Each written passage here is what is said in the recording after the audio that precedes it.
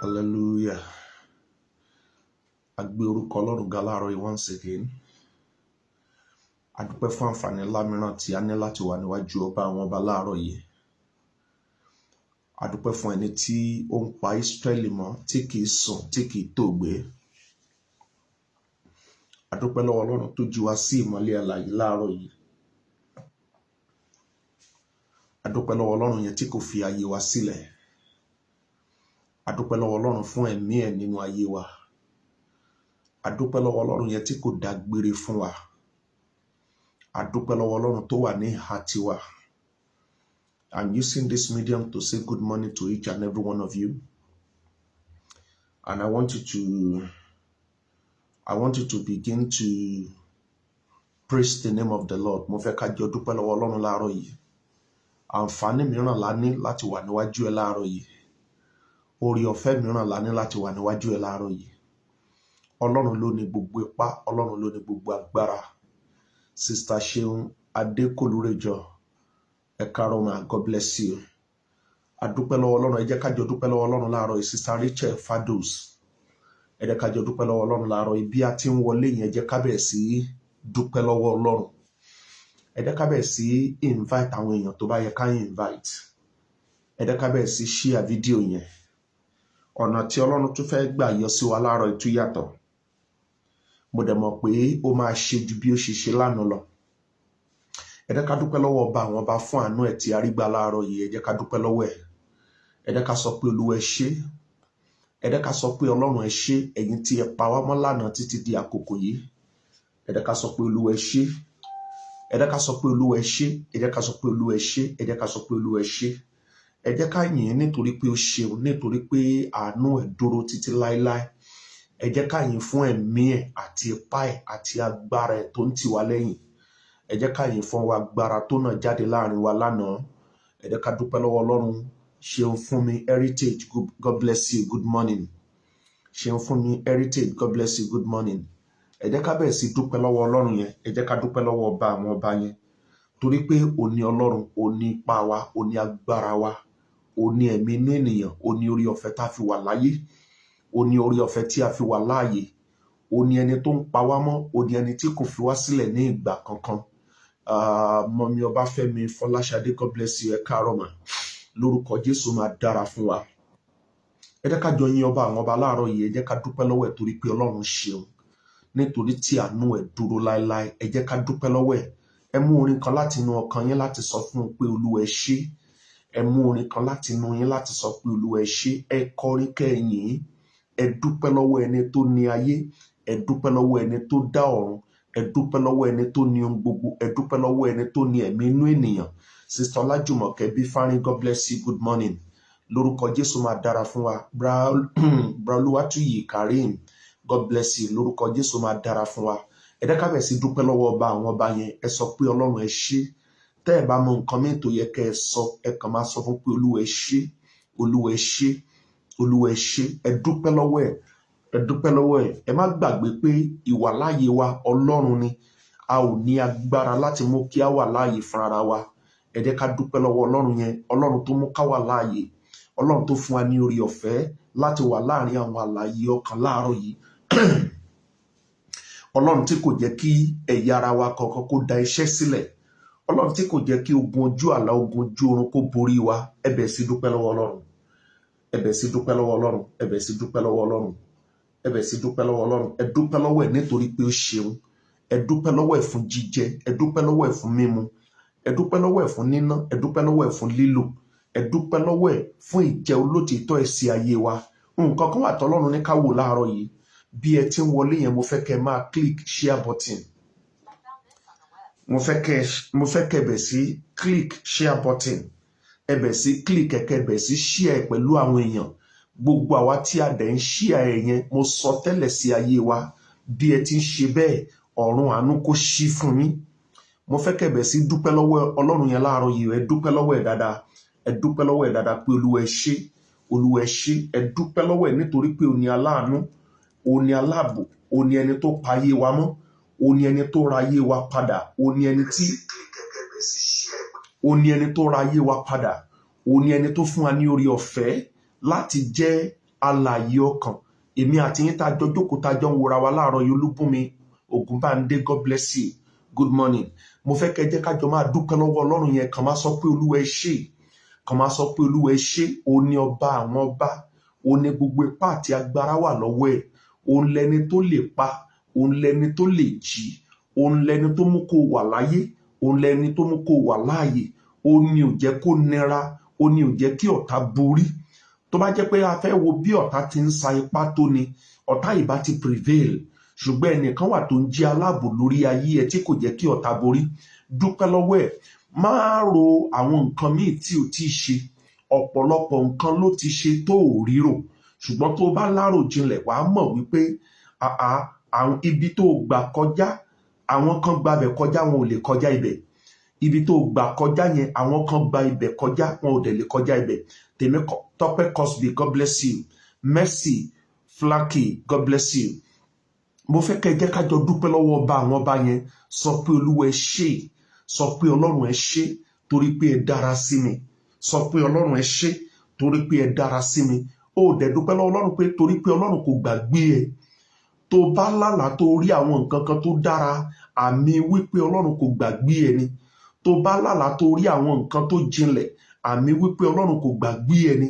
Nígbà tó bá gbọ́ láti ohùn Olúwa tó jáde sí ẹ, wípé ohùn Olúwa, ohun tó ń jáde yìí èmi ni mo ní, àmì wípé Ọlọ́run kò gbàgbé ẹ ni. So Ọlọ́run kò gbàgbé ẹ, dúpẹ́ lọ́wọ́ ẹ pé Olúwa ẹ ṣé. Adédàmọ́lá Ọmọzì, God bless you from Austria. Ẹ dúpẹ́ lọ́wọ́ Ọlọ́run yẹn, dúpẹ́ lọ́wọ́ ẹ, dúpẹ́ lọ́wọ́ ẹ. Gbogbo ẹ̀yin tẹ́ ń share fídíò yẹn, mo pàṣẹ láti àárọ̀ yìí lọ lórúkọ Jésù, ọ̀run àánú kó ṣí fún yín. Mo ti rí pé àwọn kan ń share ẹ̀bẹ̀ yẹn. Gbogbo ẹ̀yin tẹ́ ń share fídíò yìí, bí ẹ ṣe ń share ẹ̀ yẹn láti àárọ̀ yìí lọ lórúkọ tí Baba tí Ọmọ àti Ẹ̀mí Mímọ́, ọ̀run àánú kó ṣí fún yín. Mo ń tún sọ lẹ́ẹ̀kan sí, gbogbo ẹ̀yin tẹ́ ń share fídíò yẹn sẹ́, bí ẹ ti ń share ẹ̀ láti àárọ̀ yìí lọ lórúkọ tí Baba tí Ọmọ àti Ẹ̀mí Mímọ́, ọ̀run àánú kó ṣí fún yín. Mo fẹ́ kó dúpẹ́ lọ́wọ́ Ọlọ́run yẹn, dúpẹ́ lọ́wọ́ ẹ̀. Say thank you Jesus. Say thank you Jesus. Is I am that I am. Is the beginning and the end. Is your shield. Is our protector.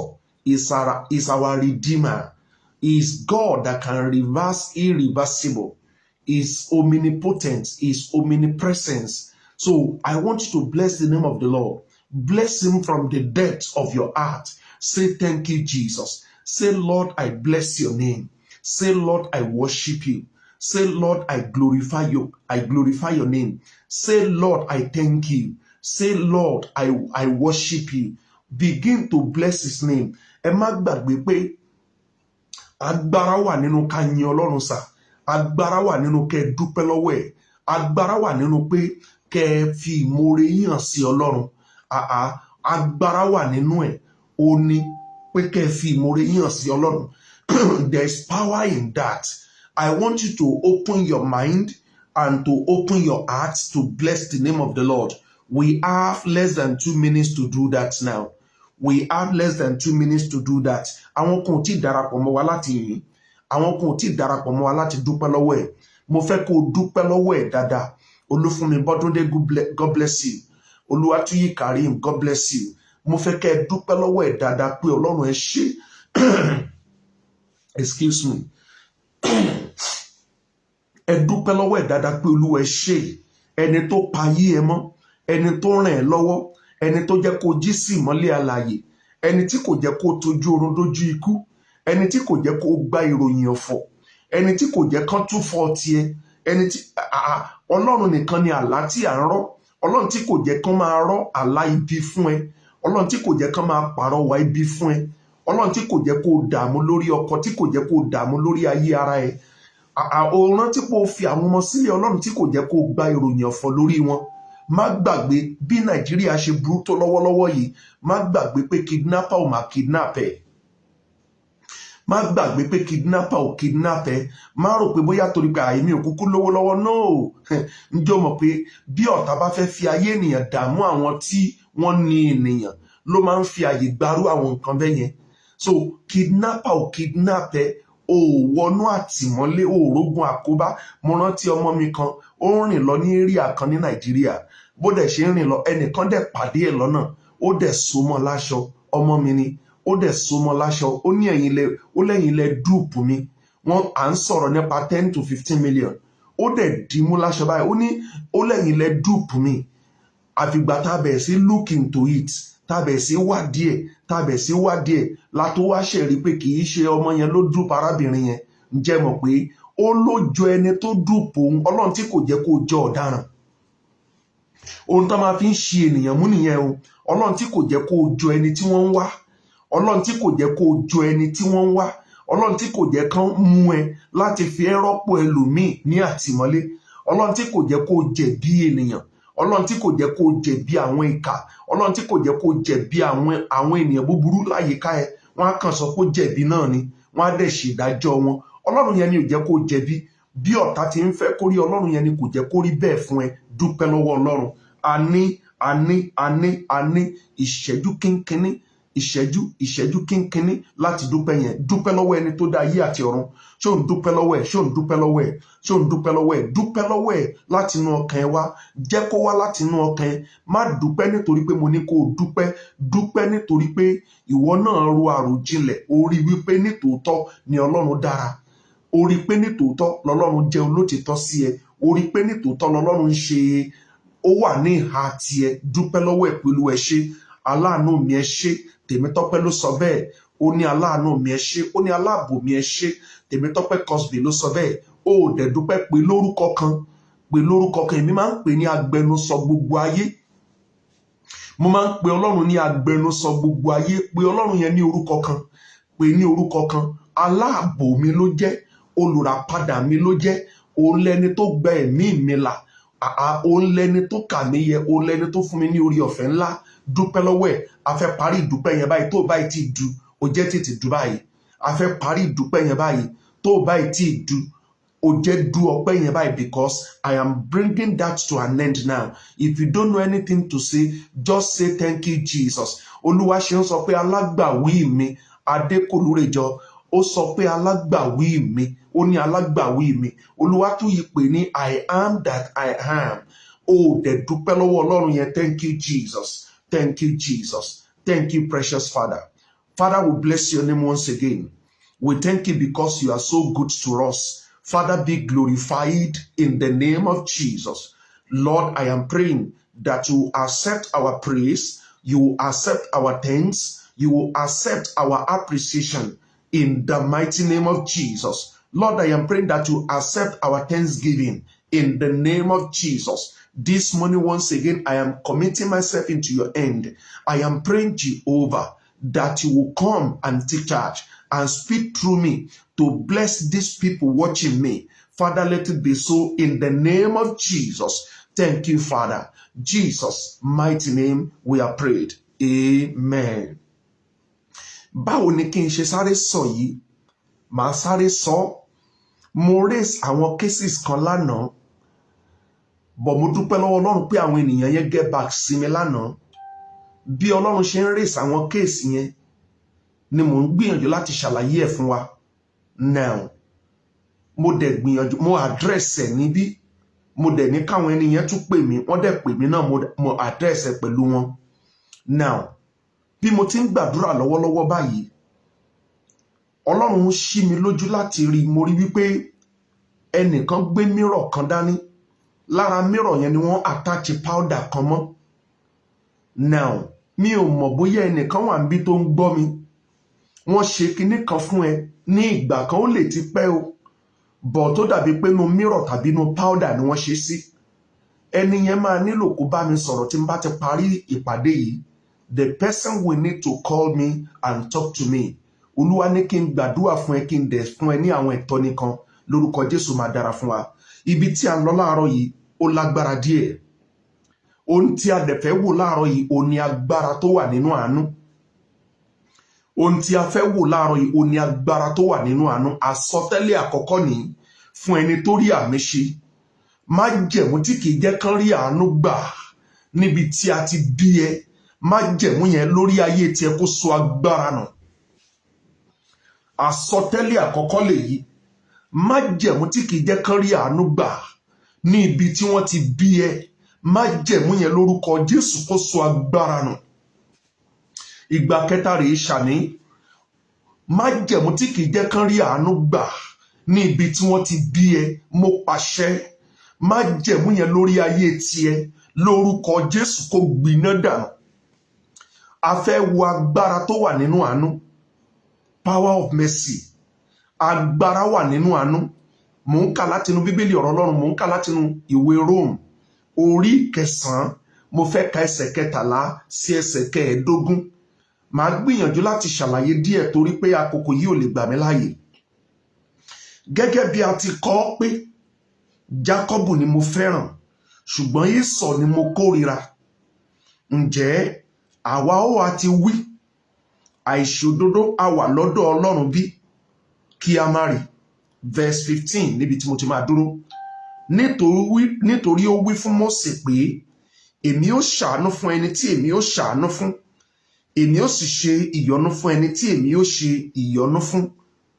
Ọ̀rọ̀ yìí lágbára díẹ̀. Màá dẹ̀ gbìyànjú láti ṣàlàyé ẹ̀ níwọ̀nba tí àkókò máa gbà mí láàyè. Tí ẹ bá wo ibi tí a kà yìí, ohun tí mo fẹ́ sọ̀rọ̀ lórí ẹ̀ láàárọ̀ ni agbára tó wà nínú àánú.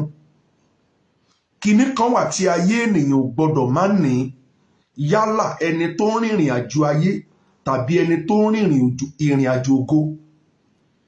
Ṣé rí ohun tí ẹni yẹn ò dẹ̀ gbọdọ̀ má ní, òun ni à ń pè ní àánú.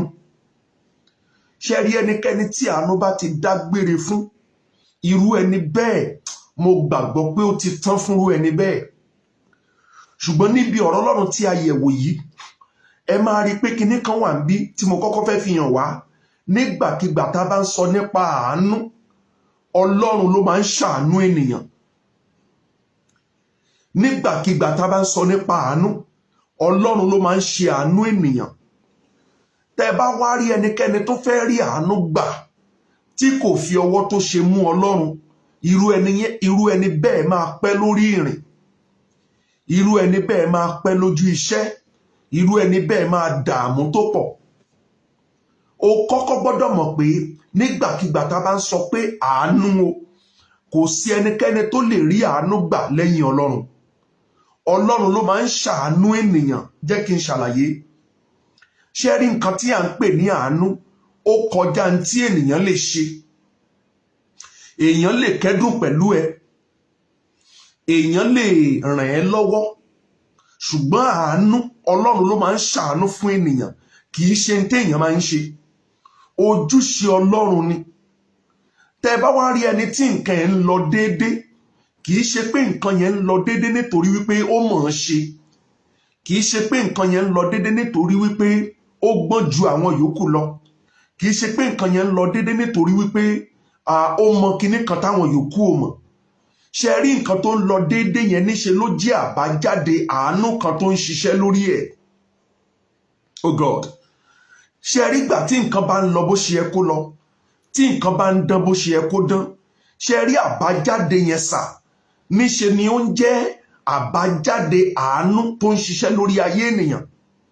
Ṣé wá rí àánú yẹn gangan sà, Ọlọ́run ló máa ń fi àánú yẹn sí orí ayé ènìyàn. Tí àánú yẹn ò bá sí lórí ayé ènìyàn, kò sí bí èèyàn ṣe lè mọṣẹ́ ṣe tó, kò sí bí orí ènìyàn ṣe lè pé tó, kò sí bí èèyàn ṣe lè lágbára tó. Ẹni yẹn á wà ní ipò àìmọ́ṣe. Gbọ́ mi láàárọ̀ yìí, gbogbo ẹ̀yin tẹ́ ẹ wà tí ogun tó máa ń sọ ni di aláìmọ́ṣe ń jà.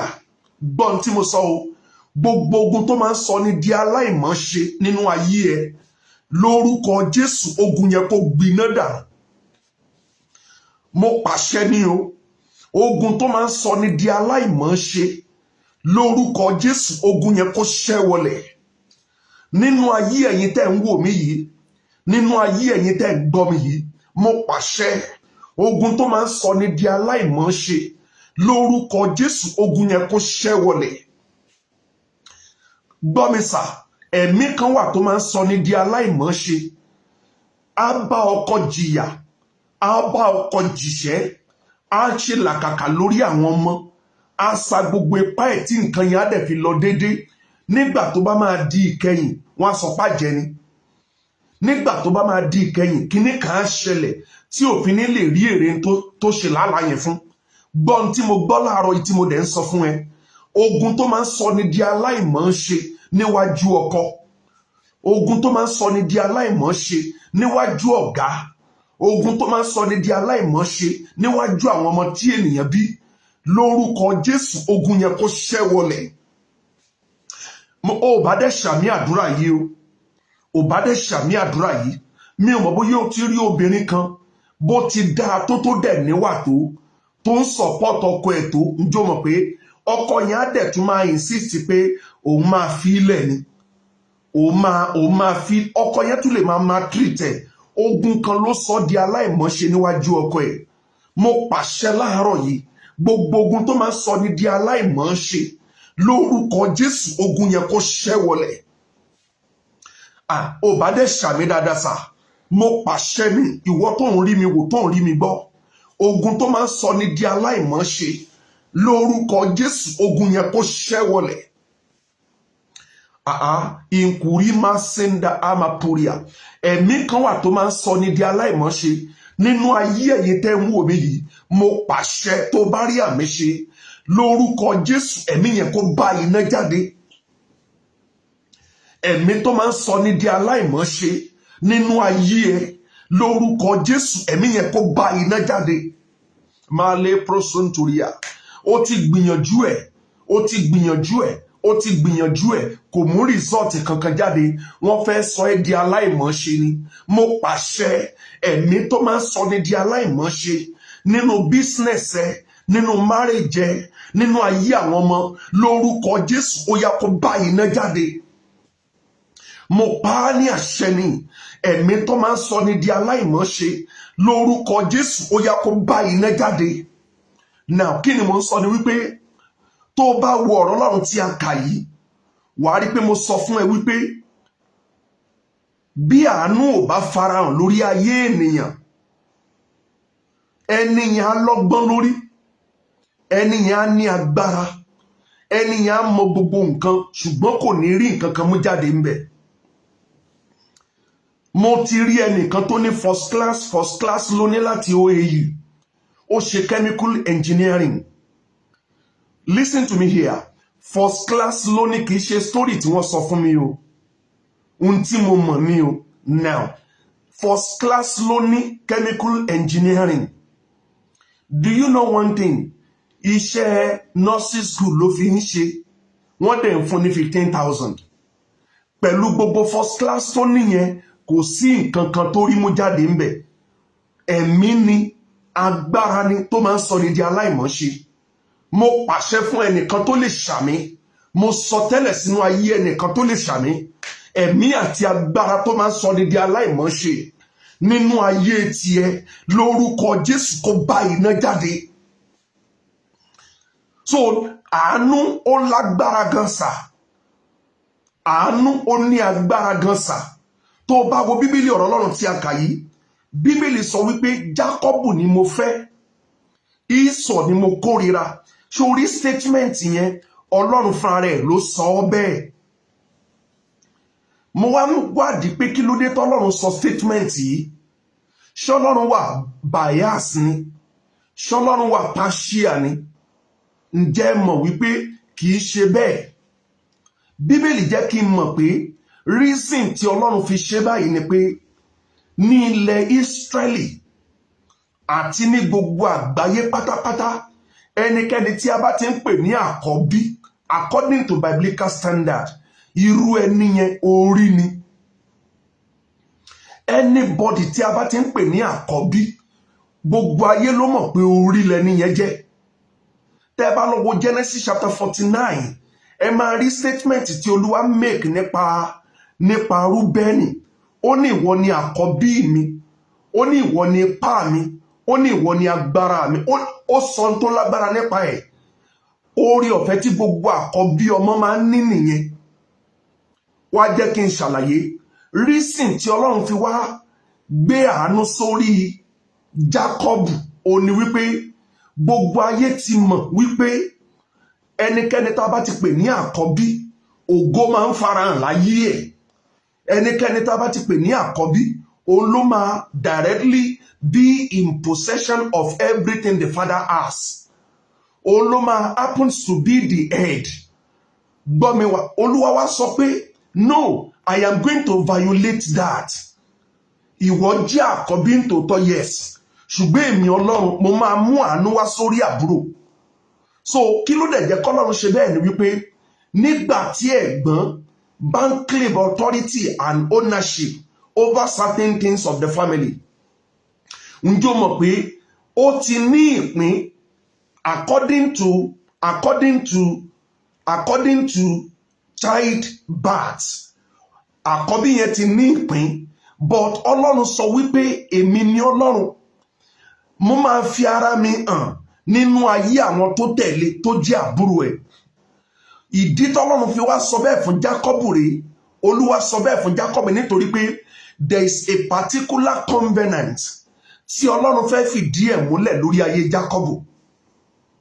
Olúwa sọ pé Jákọ́bù ni mo fẹ́, Ísọ̀ ni mo kórìíra. Kì í ṣe pé nítorí pé Ísọ̀, kì í ṣe pé nítorí pé ó ti ṣe nǹkan búburú kan, bọ̀ nítorí wípé àánú tó ń bọ̀ yẹn májẹ̀mú ló fẹ́ bí.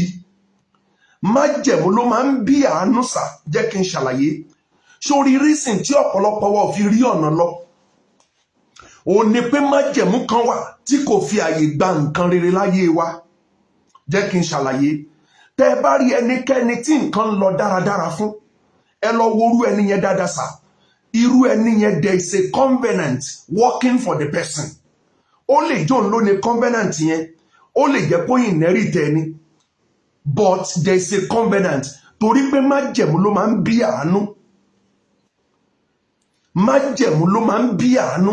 Tẹ́ bá rí ẹnìkan, ẹ wo Baba Adébóyè for example, as great as mighty as that man is, májẹ̀mú, gbogbo bí redeem ṣe tó lé ní májẹ̀mú ló bí. Ẹnìkan kan ò lè gbàdúrà kó gbààwẹ̀ kó tó bẹ́ẹ̀. No, májẹ̀mú ló sọ ìjọ yẹn di ńlá. Torí ẹ̀ ló fi jẹ́ pé tẹ́ bá rí òbí, tẹ́ bá rí àwọn òbí tí wọn ò gbé ìgbé ayé láti fi májẹ̀mú rere sílẹ̀ fún àwọn ọmọ wọn máa jìyà sà. Now ẹ máa rí pé Ísáàkì jogún májẹ̀mú látara bàbá ẹ̀ Ábúráhámù, but májẹ̀mú tí Ísáàkì yẹn jogún, transfer of that covenant, àánú ló bí sórí ayé Jákọ́bù. Àánú ló wá padà bí sí orí ayé Jákọ́bù. Now nígbàkigbà tá a bá wá sọ nípa àánú yẹn, kò ní nǹkan kan ṣe lórí bá a ṣe bí ẹ. Má gbàgbé pé bí a ṣe bí Ísọ̀, a bí Ísọ̀ gẹ́gẹ́ bí olórí ni, a bí Ísọ̀ gẹ́gẹ́ bí àkọ́bí ni. Àánú ò ní nǹkan kan ṣe pẹ̀lú yẹn. Mercy doesn't work with qualification, and anytime mercy comes, mercy doesn't look at what?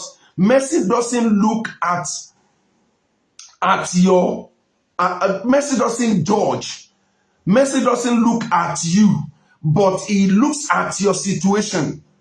Anytime we are talking about mercy, mercy is to address your situation. It is not going to look at your person. No, àánú kì í wo ènìyàn. Ohun tó yí ayé ènìyàn ká ni àánú máa ń wò. Jẹ́ kí n ṣàlàyé. Ǹjẹ́ o mọ̀ pé níbi tí a kà yìí, reason tí Olúwa fi sọ pé Jákọ́bù ni mo fẹ́, Ísọ̀ ni mo kórìíra, kì í ṣe nítorí wípé Jákọ́bù ṣe nǹkan kankan, kì í ṣe nítorí pé Ísọ̀ náà ṣe nǹkan kankan, but Ọlọ́run fẹ́ address situation kan.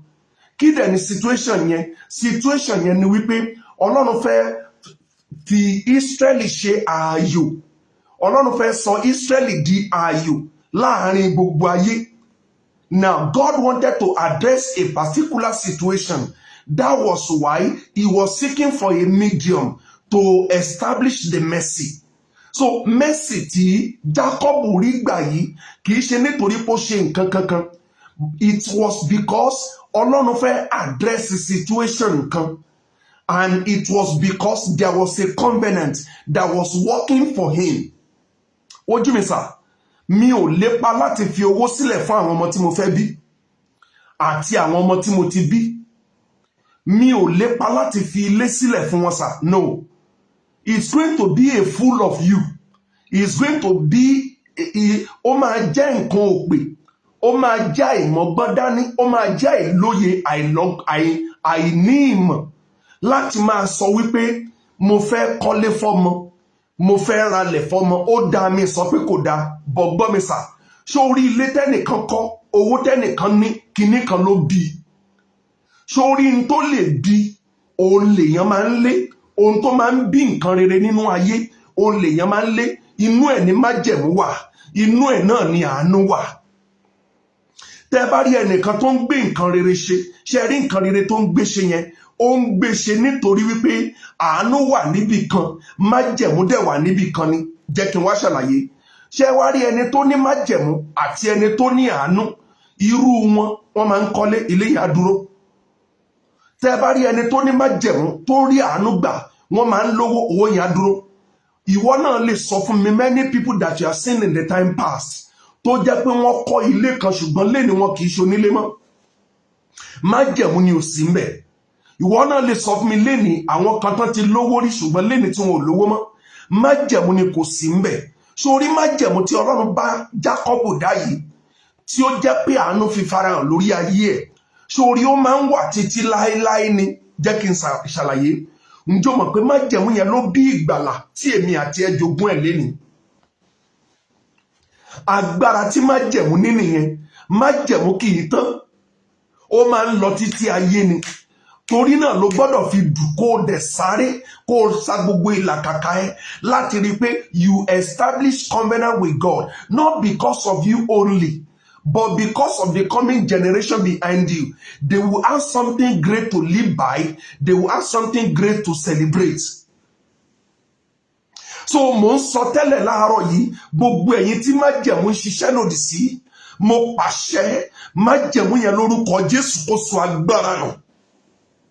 Oh God, mo ń gbìyànjú láti rush díẹ̀ torí tí mo ń sọ láàárọ̀ yìí deep díẹ̀. So Bíbélì wípé Jákọ́bù ni mo fẹ́, Ísọ̀ ni mo kórìíra. Ọlọ́run ló sọ bẹ́ẹ̀. Láàárín àwọn tó máa rí àánú gbà lórúkọ Jésù, Ọlọ́run máa kà ẹ́ mọ́ wọn.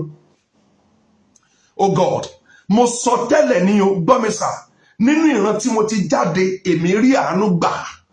Mo sọ tẹ́lẹ̀ láàárín àwọn tó máa rí àánú gbà lórúkọ Jésù, májẹ̀mú kà ẹ́ mọ́ wọn.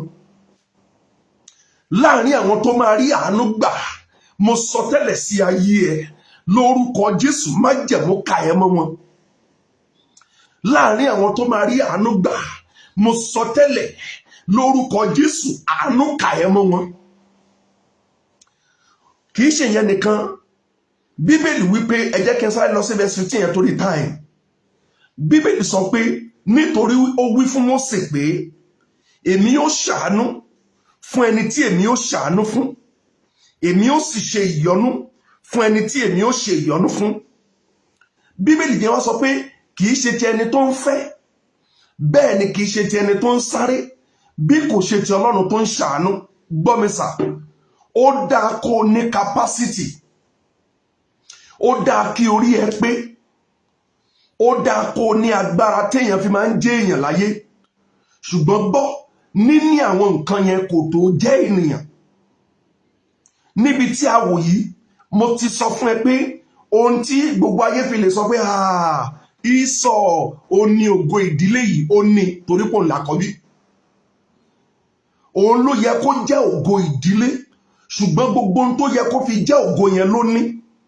Ṣùgbọ́n nítorí pé àánú kò dàpọ̀ mọ́, kò lè padà rí àánú gbà. Gbọ́ mi o, nígbàkigbà tá a bá ń sọ nípa àánú, gbọ́sà, àánú is never about qualification. Mercy is never about your qualification. Mercy doesn't work about your qualification. Mercy only works by justification. Nígbàkigbà tá a bá ń sọ nípa àánú, kì í ṣe nípa nǹkan tó lè ṣe, kì í ṣe nípa nǹkan tó mọ̀, kì í ṣe nípa nǹkan tí agbára ẹ gbé, kì í ṣe nípa nǹkan tí ipá ẹ lè ṣe, ṣùgbọ́n oore ọ̀fẹ́ kan ni láti ọ̀dọ̀ Ọlọ́run. Even nígbà tó ò yẹ, Ọlọ́run á sọ pé mo fẹ́ kà ẹ́ yẹ. Ohun tá à ń pè ní àánú nìyẹn o. Ó wí pé, ó nítorí ó wí fún Mósè pé èmi ó ṣàánú fún ẹni tí èmi ó ṣàánú fún. Jẹ́ kí n wá bi ẹ́ léèrè, kí ni Jacob fi tọ́ sí àánú? Jẹ́ kí n bi ẹ́ léèrè, kí ni Jacob fi tọ́ sí àánú? Tó o bá lọ wò dáadáa wà rí pé Jacob níṣe ló ó ní ìgbé ayé tó tẹ́rìbù, bọ̀ nítorí pé Ọlọ́run sọ pé mo máa ṣàánú fún, ó dẹ̀ rí àánú yẹn gbà. Mo ti rí àwọn ènìyàn tán rí àánú gbà tó jẹ́ pé wọn ò ní nǹkan kan tó yẹ kán tí wọ́n fi lè sọ pé ayé yẹ kó yẹ wọ́n, bọ̀ wọ́n rí àánú yẹn gbà nítorí pé ọba àwọn bá decide láti ṣàánú fún wọn. Mo sọ tẹ́lẹ̀ sí ayé ẹnìkan, ìwọ tó orí mi wò, ìwọ tó orí mi gbọ́ láàárọ̀ yìí, mo pàṣẹ lórúkọ Jésù, Ọlọ́run máa ṣàánú fún ẹ. Sórí nígbà tí àánú bá dé,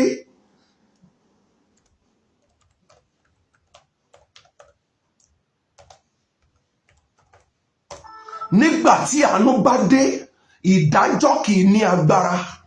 Mo sọ tẹ́lẹ̀ sí ayé ẹnìkan láàárọ̀ yìí, ní orúkọ Jésù wàá rí àánú gbà. Ọlọ́run ló sọ bẹ́ẹ̀. Ọlọ́run wípé èmi ó ṣàánú fún àwọn tí màá ṣàánú fún. Gbọ́ o, láàrin àwọn tí Ọlọ́run máa ṣàánú fún, lórúkọ Jésù ó jẹ́ kan níbẹ̀. Láàrin àwọn tí Ọlọ́run máa ṣàánú fún, lórúkọ Jésù àánú kà ẹ́ mọ́ wọn.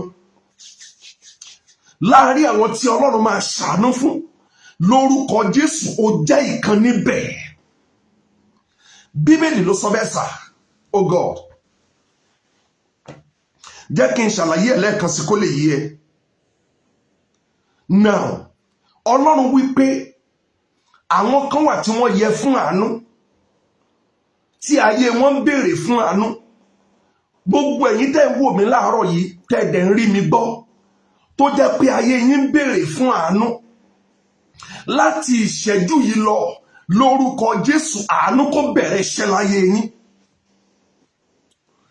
Gbogbo ẹ̀yin tí ẹ̀ ń wò mí, tí ẹ dẹ̀ ń rí mi gbọ́, láti ìṣẹ́jú yìí lọ, lórúkọ Jésù, àánú kó bẹ̀rẹ̀ iṣẹ́ láyé yín. Oh God, mo pa á ní àṣẹ ni, lórúkọ Jésù ti Násárẹ́tì, àánú kó bẹ̀rẹ̀ iṣẹ́ láyé yín. Oh God, oh God, mo sọ tẹ́lẹ̀, gbogbo ẹ̀yin tí ayé yín ń béèrè fún àánú, lórúkọ Jésù, àánú kó bẹ̀rẹ̀ iṣẹ́ láyé yín.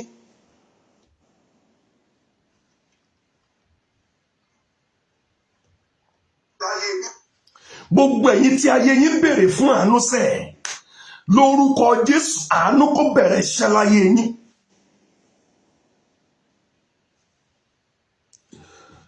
Ọ̀dọ̀ Ọlọ́run nìkan ni àánú ti máa ń wá. Mo sọ tẹ́lẹ̀ sí ayé ẹ láàárọ̀ yìí, Ọlọ́run àánú lórúkọ Jésù kó bẹ̀ ayé ẹ wò. Ọlọ́run àánú ní orúkọ Jésù kó bẹ̀ ayé ẹ wò. Olúwa ní kí n gbàdúrà, Ọlọ́run àánú lórúkọ Jésù kó bẹ̀ ayé ẹ wò. Ǹjẹ́ o mọ̀ pé, gbọ́, jẹ́ kí n sọ yìí, ọmọ mi kan wà, ọmọ mi kan ni wọ́n ní kó wá gba iṣẹ́ ní bank. Nígbà tó dẹ̀ débẹ̀, ó wá mú ọ̀rẹ́ ẹ̀ kan dání lọ. Ọ̀rẹ́ ẹ̀ tó mú dání lọ yẹn, nígbà tó dé bank, ọ̀rẹ́ yẹn náà jọ lọ.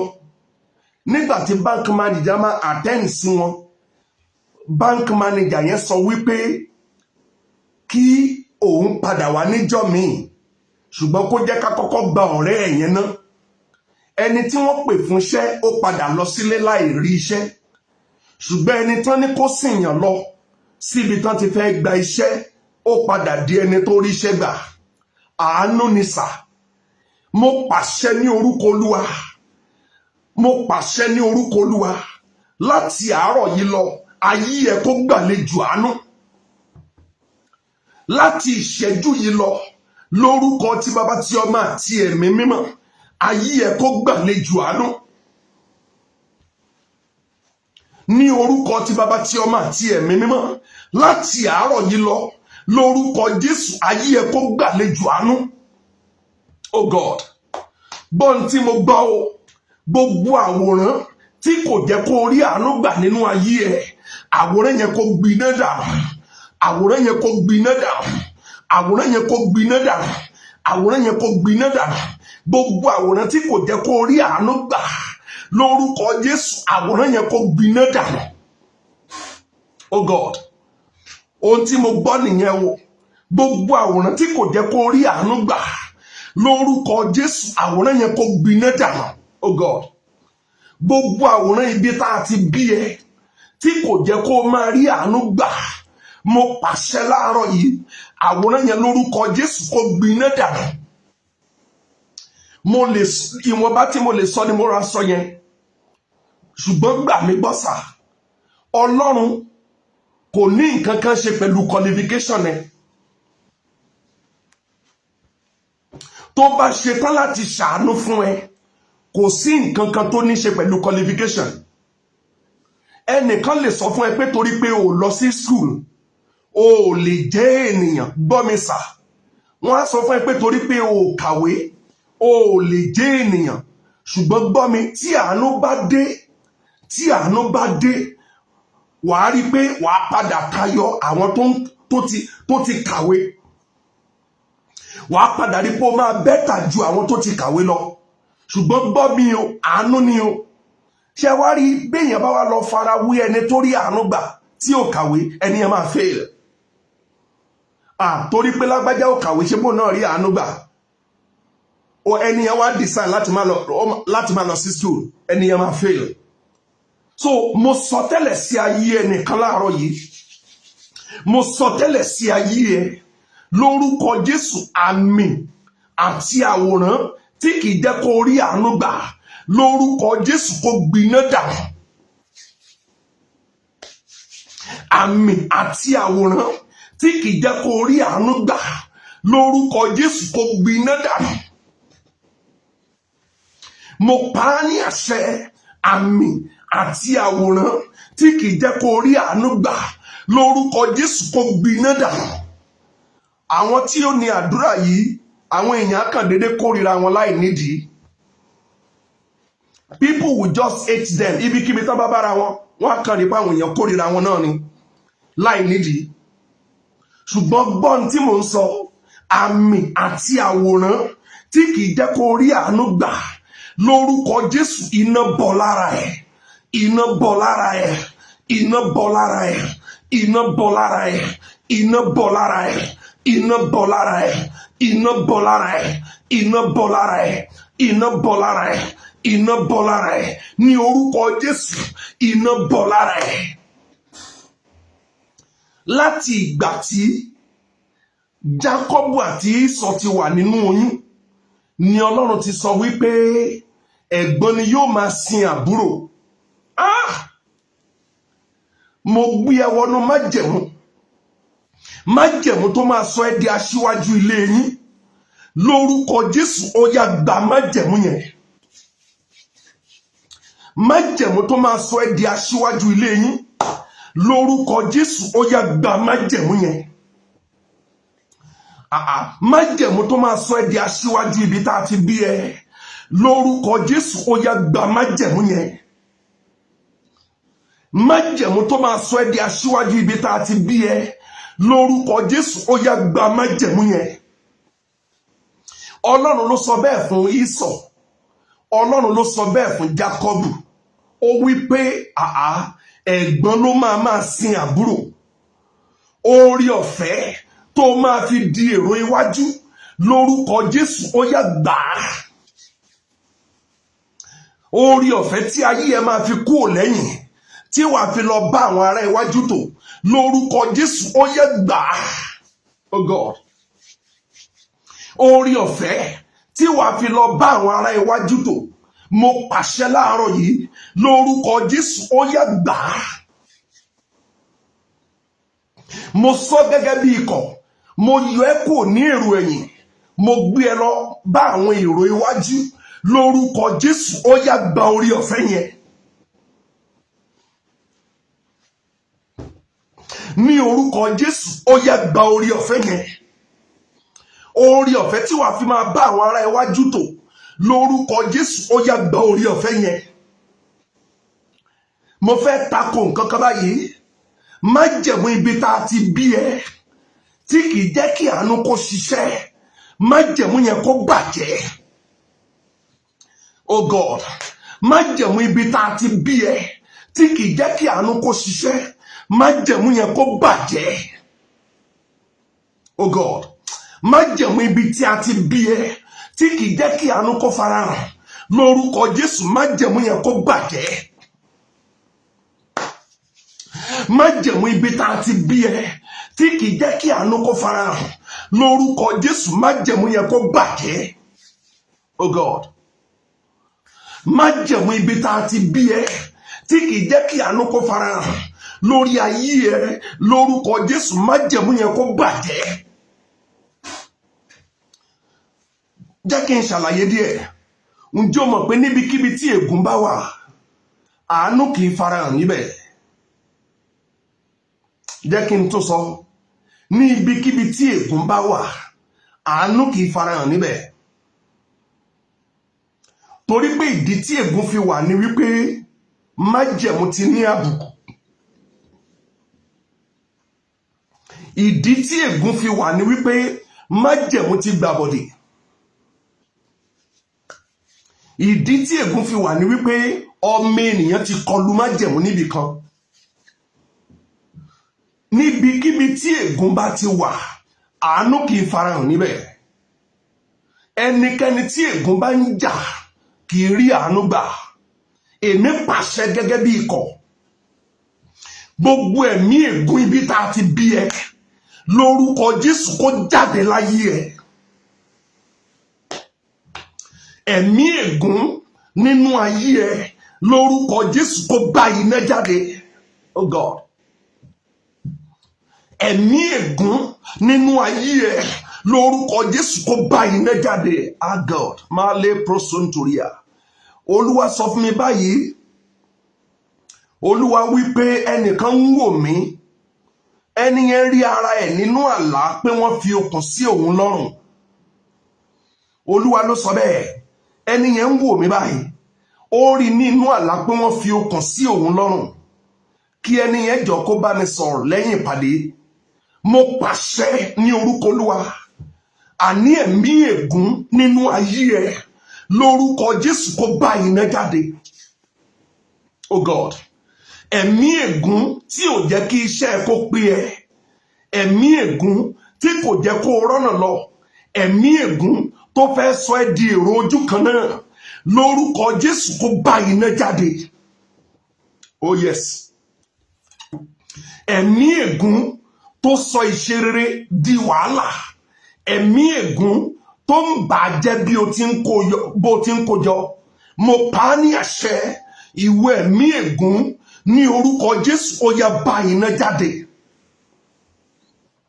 Ó dẹ̀ kígbe, ẹ̀mí ègún fi ayé mi sílẹ̀. Ìwọ kọ́ ló jẹ̀bi, àwọn tó bí ẹ ló jẹ̀bi.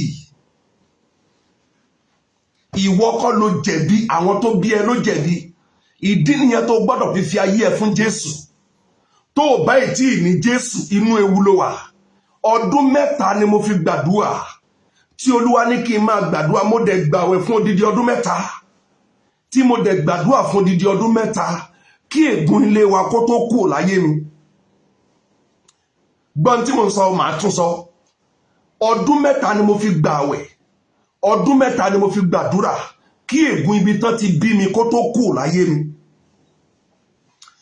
Àṣírí ni mo ń sọ fún ẹ yìí. Tí n bá gbàdúrà lóhùn kan wà tí mo máa ń gbọ́. Tí n bá ti gbọ́ ohùn yẹn báyìí, gbogbo nǹkan máa dàrú ni. Gbogbo nǹkan máa dàrú ni. Mo sọ tẹ́lẹ̀ sí ayé ẹ̀ sà. Àní ẹ̀mí ègún nínú ayé ẹ, lórúkọ Jésù kó bá iná jáde. Ẹ̀mí ègún nínú ayé ẹ, lórúkọ Jésù ó yá kó bá iná jáde. Gbogbo ìdájọ́ tí a gbé kalẹ̀ sí orí ẹ tí kò jẹ́ kí àánú kó farahàn, ẹ̀jẹ̀ Jésù ó yá kó gbé mì. Gbogbo ìdájọ́ tí a gbé kalẹ̀ sí orí ẹ tí kò jẹ́ kó rí àánú gbà, ẹ̀jẹ̀ Jésù ó yá kó gbé mì. Oh God. gbogbo ìdájọ́ tí a gbé kalẹ̀ sí orí ẹ tí kò jẹ́ kó rí àánú gbà, ẹ̀jẹ̀ Jésù ó yá gbé mi. Oh God. Thank you Jesus. Bí mo ti ń gbàdúrà yẹn, ọba àwọn bá ṣí mi lójú. Pastor Joseph, ọba àwọn bá ṣí mi lójú. Mo rí pé níṣẹ́ la gbé bọ́ọ̀sì kan wá, ṣùgbọ́n bọ́ọ̀sì yìí brown ni. Wọ́n fi ìdèdè bọ́ọ̀sì yẹn, wọ́n fi ìdèdè. Mo pàṣẹ ní orúkọ ẹni tó rán mi, mo pàṣẹ gbogbo ìdájọ́ tí a gbé kalẹ̀ tí kò jẹ́ kó rí àánú gbà, lórúkọ Jésù kó gbiná dànù. Male prosontoria kaposinda amaporia. Gbogbo ìdájọ́ tí a gbé kalẹ̀ tí kò jẹ́ kó rí àánú gbà, lórúkọ Jésù ó yá kó gbiná dànù. Lórúkọ Jésù ó yá kó gbiná dànù. Gbogbo ìdájọ́ tí a gbé kalẹ̀ tí kò jẹ́ kó rí àánú gbà, lórúkọ Jésù ó yá kó gbiná dànù. Oh God, mo pàṣẹ gbogbo agbára tó ń tilẹ̀kùn àánú lórí ayé ẹ, agbára yẹn gbiná dànù. Agbára yẹn gbiná dànù. Agbára yẹn gbiná dànù. Agbára yẹn gbiná dànù. Agbára yẹn gbiná dànù. Agbára yẹn gbiná dànù. Agbára yẹn gbiná dànù. Agbára yẹn gbiná dànù. Agbára yẹn gbiná dànù. Gbogbo agbára tó ń tilẹ̀kùn àánú lórí ayé ẹ, agbára yẹn gbiná dànù. Agbára yẹn gbiná dànù. Agbára yẹn gbiná dànù. Agbára yẹn gbiná dànù. Agbára yẹn gbiná dànù. Agbára yẹn gbiná dànù. Gbogbo agbára tó ń tilẹ̀kùn àánú lórí ayé ẹ, lórúkọ Jésù, agbára yẹn gbiná dànù. Agbára yẹn gbiná dànù. Máa wo tí mò ń gbọ́ sà. Bí mo ti ń gbọ́ ni mò ń gbàdúrà fún ẹ. Bí mo ti ń gbọ́ ni mò ń gbàdúrà fún ẹ. Gbọ́ o, mo sọ tẹ́lẹ̀, gbogbo ìṣeré tí àwọn alájọbí ò rí lò, Olúwa ló ní kí n sọ bẹ́ẹ̀ o fún ẹnìkan tó rí àmì ṣe. Gbogbo ìṣeré tí àwọn alájọbí ò rí lò nípa májẹ̀mú ìpè mi, lórúkọ Jésù ọ̀run dá padà sáyé ẹ.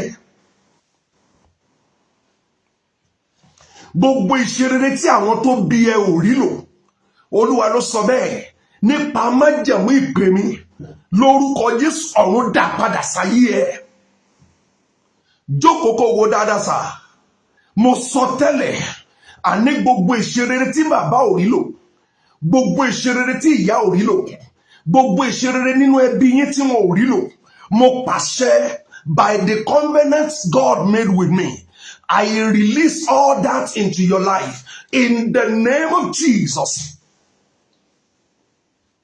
Olúwa ló sọ bẹ́ẹ̀. Mo rí pé níṣe ni wọ́n gbé bọ́ọ̀sì yẹn wá. Bọ́ọ̀sì yẹn wá ní èdìdí lára. Èdìdí yẹn ni mo rí. Olúwa wípé wò ó, ìṣerere tó yẹ kí wọ́n lò rèé, ṣùgbọ́n tí wọn ò rí lò, dá padà sí ayé wọn. Mo sọ tẹ́lẹ̀ sí ayé ẹ tó bá rí àmì ṣe. Gbogbo ìṣerere tó yẹ kí wọ́n lò nínú ẹbí tó ti jáde, ṣùgbọ́n tí wọn ò rí lò, nípa májẹ̀mú ìpè mi, lórúkọ Jésù ọ̀run dá padà sáyé ẹ. Gbọ́, ìgòríta tí wọ́n máa ń dé, tí wọ́n ti kì í rí àánú gbà níbi tí a ti bí ẹ, àánú bí ẹ kọjá ibẹ̀. Ìgòríta tí wọ́n máa ń dé, tí wọ́n ti kì í rí àánú gbà, lórúkọ Jésù àánú bí ẹ kọjá ibẹ̀. Ìgòríta tí wọ́n máa ń dé níbi tí wọ́n ti bí ẹ, tí májẹ̀mú ti máa ń dá wọn dúró, lórúkọ Jésù àánú bí ẹ kọjá ibẹ̀. Ìgòríta tí wọ́n máa ń dé, tí májẹ̀mú ti máa ń dá wọn dúró, lórúkọ Jésù àánú bí ẹ kọjá ibẹ̀. Mo sọ tẹ́lẹ̀ sí ayé ẹ láti ìṣẹ́jú yìí lọ, lórúkọ Jésù ó yá lọ rí àánú gbà. Ohun tó kàn nìyẹn o. Ohun tó kàn nìyẹn o. Láti ìṣẹ́jú yìí lọ, ní orúkọ tí Baba, tí Ọmọ àti Ẹ̀mí Mímọ́, ó yá lọ rí àánú gbà. Láti ìṣẹ́jú yìí lọ, mo dá orúkọ ẹ nínú ẹ̀mí, mo dá orúkọ ẹ nínú ara, mo pàṣẹ lórúkọ Jésù ó yá lọ rí àánú gbà. àánú tí ẹnikẹ́ni ò rí gbà rí níbi tí wọ́n ti bí ẹ, lórúkọ Jésù ó yá lọ rí àánú gbà.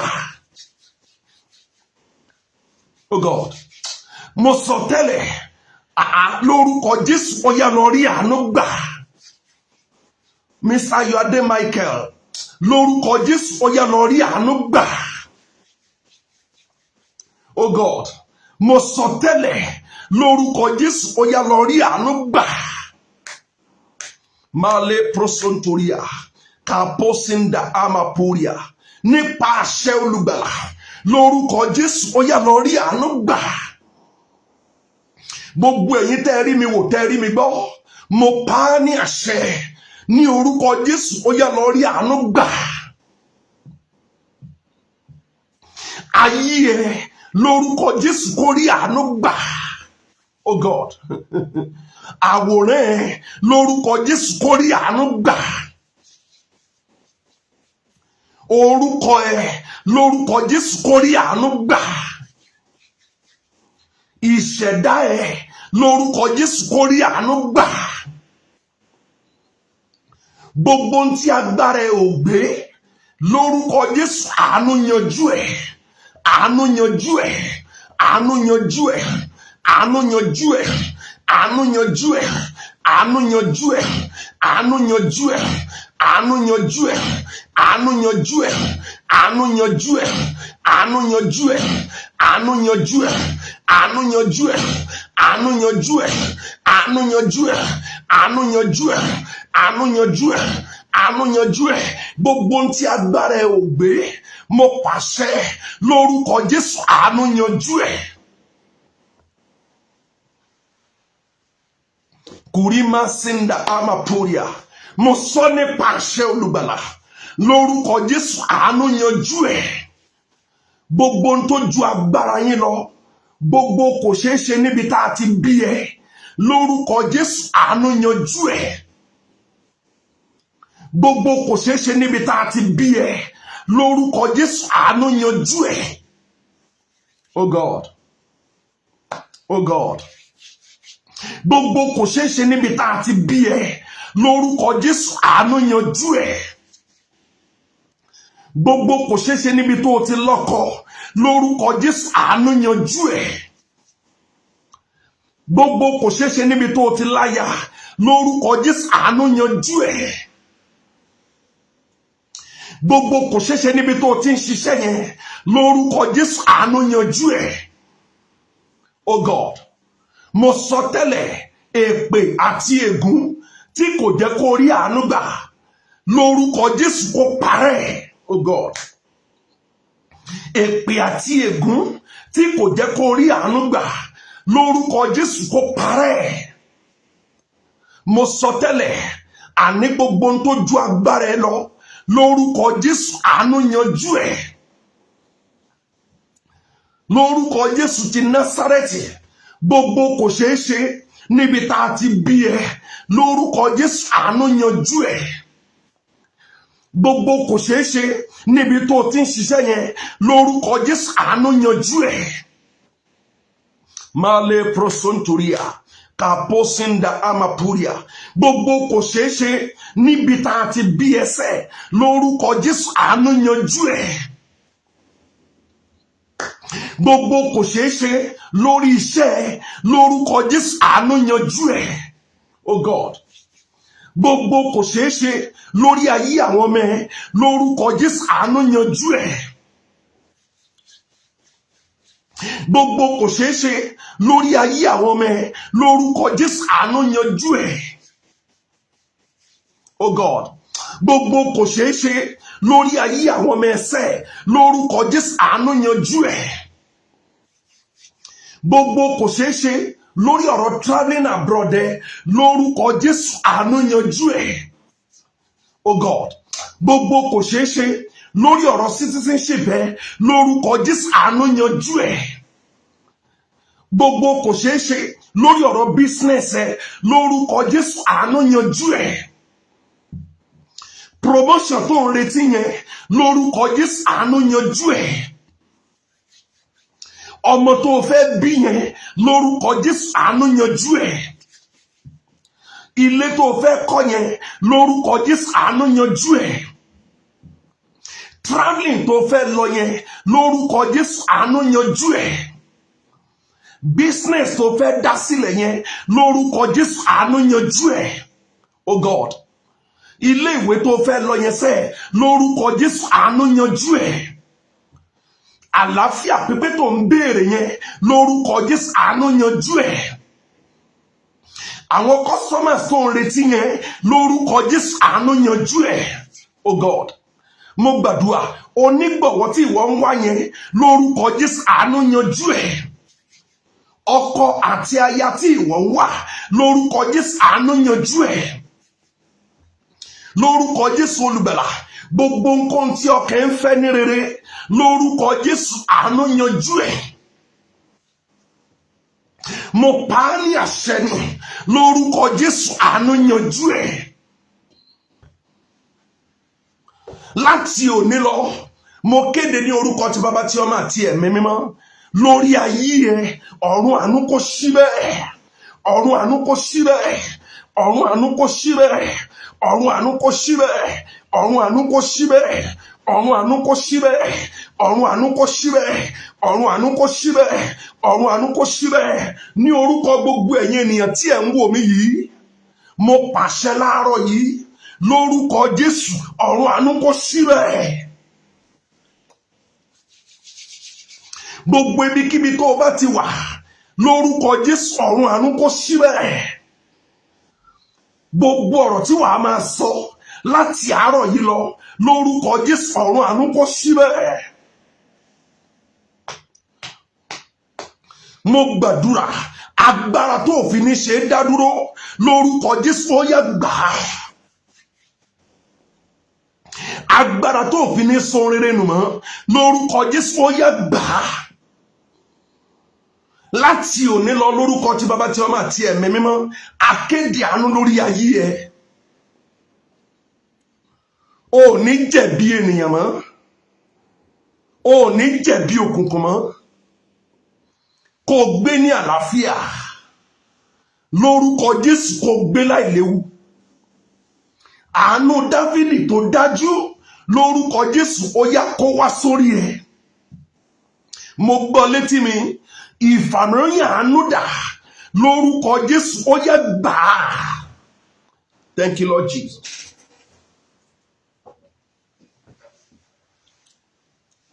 Thank you, Lord Jesus. Mo gbé òróró yìí sókè. Ìfàmìíràn àánú dà. Mo gbé òróró yìí sókè. Ìfàmìíràn àánú dà lórúkọ Jésù ó yá kó wá sórí ẹ.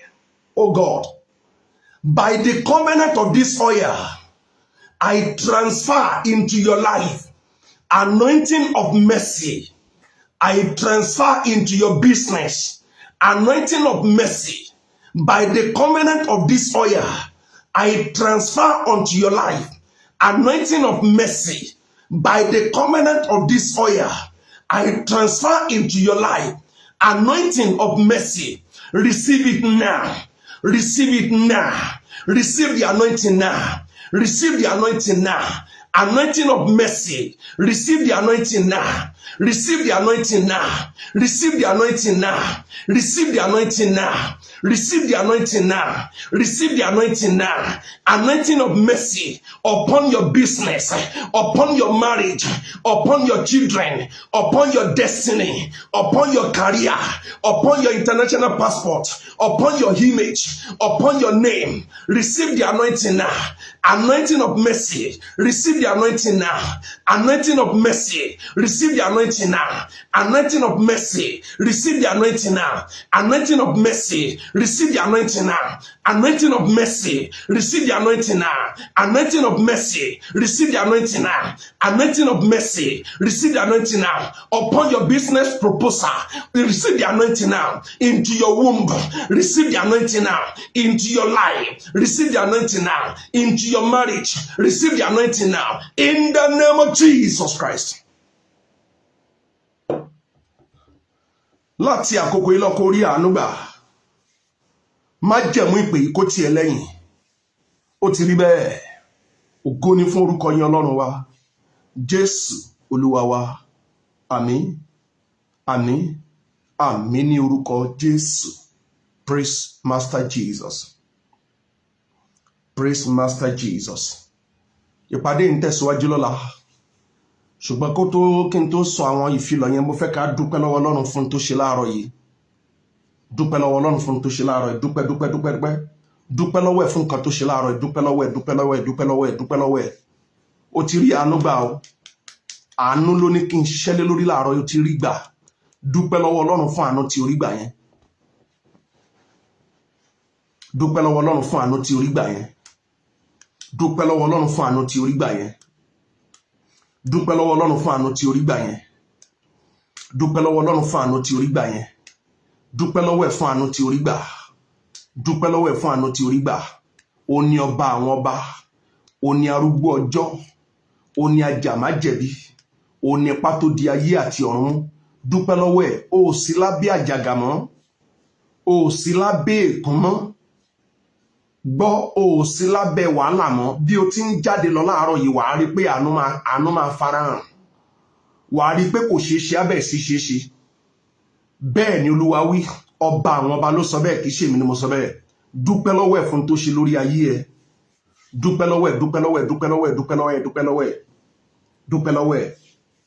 Dúpẹ́ lọ́wọ́ ẹ̀. Má gbàgbé ìpàdé yìí ń tẹ̀síwájú lọ́la. Ọ̀la.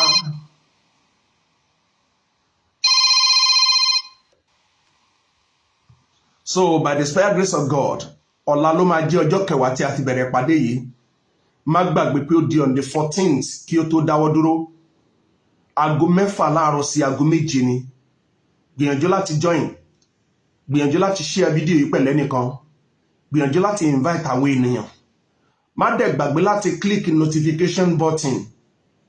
Click notification button. So anytime I come online, so you'll be able to know.